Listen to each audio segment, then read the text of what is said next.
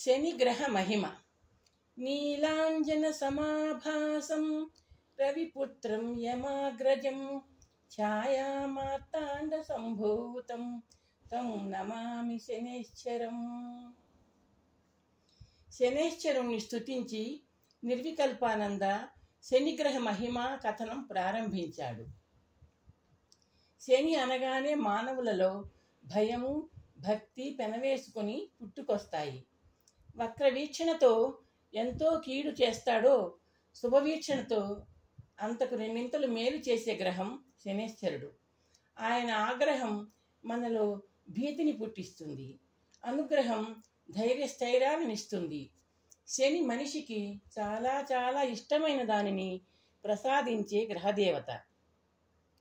మనిషి అన్నింటికన్నా మిన్నగా ఇష్టపడేది, అనుక్షణము కోరుకునేది ఆయుష్. నవగ్రహాలలో ఆయుష్ను కరుణించే ఏకైక గ్రహంగా శనేశ్వరుడిని చెప్పుకోవచ్చు. శని ఆయుర్దాయ కారకుడు. ఆయన ఆగ్రహిస్తే అల్లకల్లోలం, అనుగ్రహిస్తే అఖండ సౌఖ్యం. ఈ అంశాలను నిరూపించే గాథ ఒకటి ఉంది. ఆ సంఘటన దశరథ మహారాజు చరిత్రలో ఉంది. శనిగ్రహ మహిమను తేటతెల్లం చేసే ఆ ఐతిహాస్యాన్ని శ్రవణం చేద్దాం. దశరథ మహారాజు అయోధ్య రాజధానిగా భారతావనిని పరిపాలిస్తున్న రోజులు.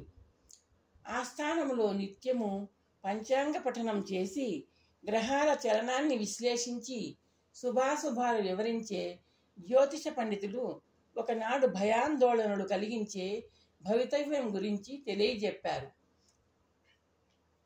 శని రోహిణీ నక్షత్ర పరిధిలోకి ప్రవేశించబోతున్నాడని, ఫలితంగా భూమండలం మీద భయానకమైన కరువు 12 ఏళ్ల పాటు కరాళ నృత్యం చేస్తుందని గ్రహచాలను పరిశీలించి వెల్లడించారు కార్తాంతికులు.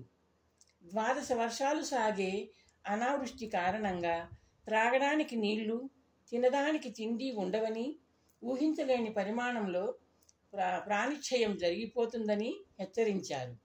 దశరథుడు కులగురువైన వశిష్ఠ మహర్షితో సంప్రదించాడు. 12 సంవత్సరాల పాటు విలయతాండవం సాగించే దుర్భిక్షాన్ని అరికట్టడానికి ఉపాయం ఉపదేశించమన్నాడు. మహారాజా, దుర్భిక్షం దాపురించిన అనంతరం ఉపశమనానికి ప్రయత్నించడం అనేది అవివేకమే అవుతుంది.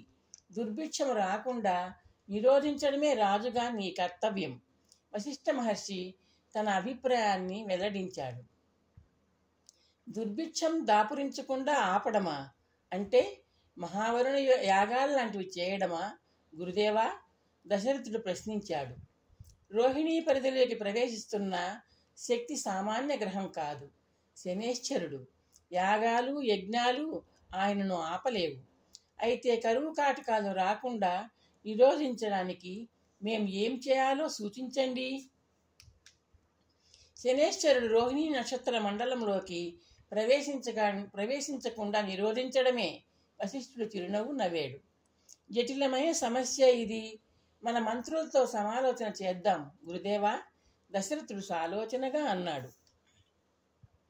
దశరథ మహారాజు గారి అష్టమంత్రులు దృష్టి, జయంతుడు, విజయుడు, సిద్ధార్థుడు, అర్థసాధకుడు, అశోకుడు, మంత్రపాలుడు, సుమంత్రుడు, చక్రవర్తి ముందు వినయంగా నిలుచున్నారు. దశరథుడు రాబోయే ఉపద్రవానికి గురుదేవులు వశిష్ఠుల వారు సూచించిన పరిష్కారం గురించి వివరించాడు. శనిని నిరోధించడం ఎలాగో గురుదేవులే సెలవివ్వాలి, సుమంత్రుడు అన్నాడు. శనిగ్రహ శాంతికి శాంతి హోమాలు ఆరాధనలు చేస్తే అన్నాడు ధర్మపాలుడు. మిగిలిన మంత్రులందరూ ఆమోదం తెలియజేస్తూ శిరస్సులు పంకించారు. జ్యోతిష్కుల గ్రహచాలన గణన ప్రకారం శనిగ్రహం రోహిణీ నక్షత్ర మండలం వైపు ఈరోజే తన ప్రయాణం ప్రారంభించి ఉంటాడు. ఆయనను నిరోధించాలనుకుంటే ఆ కార్యం ఈరోజే జరిగిపోవాలి. శాంతి హోమాలు ఆరాధనలు ఆచరించే వ్యవధానం లేదు, వశిష్ఠుడు వివరించాడు. మంత్రులందరూ ముఖాలు చూసుకున్నారు. దశరథుడు తన చూపులను మంత్రుల మీద నుండి వశిష్ఠ మహర్షి వైపు మళ్లించి కనుబొమ్మలు ముడివేశారు. సమాలోచనలకు మంత్రాలోచనలకు సమయం లేదు. దశరథ రాజా, శనేశ్వరుడు ప్రయాణించే మార్గంలోనే ఎదురుపడి ఆపాలి, అదొక్కటే మార్గం. వశిష్ఠుడు దశరథుని చూపులను అర్థం చేసుకొని అన్నాడు, గురుదేవా, ఆ మహత్కార్యం తమరే చేయాలి. దశరథుడు సాలోచనగా అన్నాడు. వశిష్ఠ మహర్షి చిరునవ్వు నవ్వాడు. గతాన్ని మర్చిపోయావా దశరథ? దేవతలను ఆట పట్టిస్తున్న శంబరాసురుడిని వధించడానికి దేవేంద్రుని కోరిక మేరకు రథం మీద స్వర్గానికి వెళ్ళావు.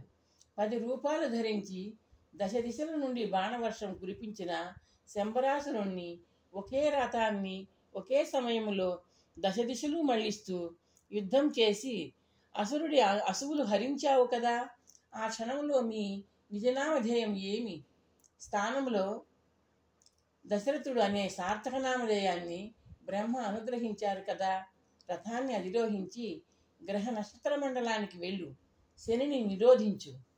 గ్రహమండలం చేరుకోవడం సరే గురుదేవా, ఆ మహానుభావుణ్ణి ఆపడం ఎలాగా అన్నదే సమస్య, దశరథుడు అన్నాడు. దారిలో ఎదురుపడి విన్నవించి నిరోధించు, విన్నపాలు వినకపోతే విరోధించి నిరోధించు రాజా, వశిష్ఠ మహర్షి నవ్వుతూ అన్నాడు. దివ్యమైన ఆలోచన, అష్టమంత్రులు ఏకకంఠంతో అన్నారు.